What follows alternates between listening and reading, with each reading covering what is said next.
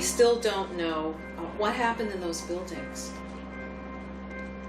The Jersey widows were not the only ones seeking answers and becoming frustrated. In New York, Sally Reaganhard, who had lost her firefighter son Christian in the building's collapse, was forming the Skyscraper Safety Campaign. The 911 emergency tapes and recordings, plus 500 interviews done with the fire department right after 9/11. All that material has been withheld from the public. Sally partnered with widow Monica Gabrielle, who lost her husband Richard at the World Trade Center. Why did the buildings fall? How could skyscrapers just like crumple to the ground in 10 seconds?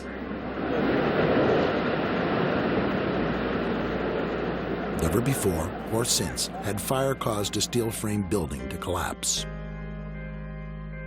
World Trade Center Building Number 7, never hit by an airplane, also collapsed that evening.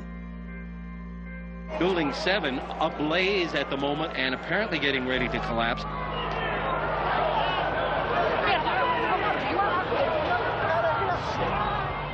The largest structural collapse in world history, the largest loss of life on American soil since the Civil War, and not one governmental or elected official wanted to know why and how this happened.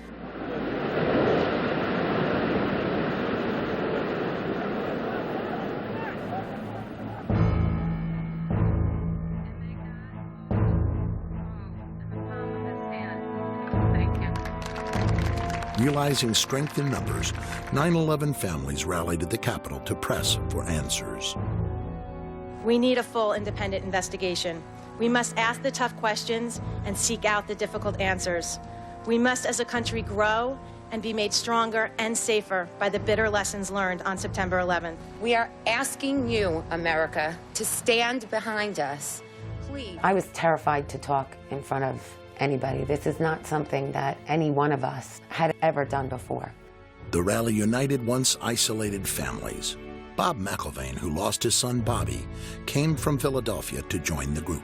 Being down Philly, it's like you're out of the loop. I was floundering by myself, just talking to people, trying to find anyone. That was the first time we all got together in a new direction to push for the commission. Sharing many of the same questions and concerns, a coalition of family members began to take form. Its goal, a formal investigation. Call your congressman. Tell them that you want to be safe. An investigation must not interfere with the ongoing efforts to prevent the next attack. President Bush signed legislation today creating an independent commission to investigate the September 11th attack on America. Buckling under pressure, the White House was finally agreeing to a deal. But in a stunning series of revelations, it soon appeared that the White House was stacking the odds against an investigation it had not wanted in the first place. To monitor the commission, leading victim relatives established the Family Steering Committee.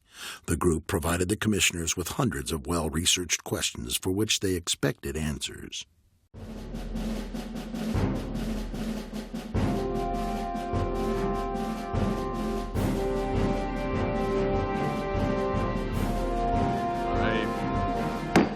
That's the official start of our first public hearing of what is going to be an extraordinarily difficult and important job.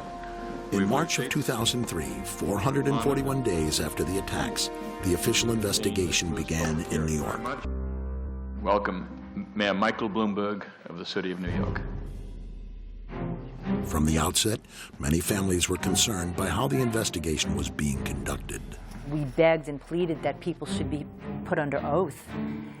At the beginning, they were not. We'll describe our city government. As the hearings progressed, the families were becoming more and more frustrated by what they perceived as softball questioning from the commissioners.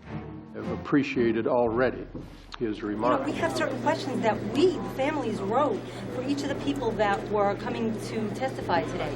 And the questions weren't asked. Complete waste of time. It was a bunch of people throwing accolades at each other and asking the same questions one after the other. Skirting around issues, not being defined enough in their questions. It's a stonewall, it's a cover-up. As far as I'm concerned, I'm very bitter, I'm very angry. Still, no one was prepared for what they then uncovered about Philip Zelikow, the executive director of the 9/11 Commission. He who had the power to say where the investigation was going, who would be interviewed, what would go into the 9/11 Commission report, what wouldn't. We have found out that he not only served on the transition team of the Bush administration, that he was a person who wrote a draft memo for the setup of the Bush administration's National Security Council, that he was an individual who wrote the preemptive war strategy that was eventually used for the war in Iraq, that he is a close friend of Condoleezza Rice's. We want him to resign. Philip Zelikow refused to resign, and Chairman Keene dismissed the family's concerns over conflicts of interest. What did August 6 memo say?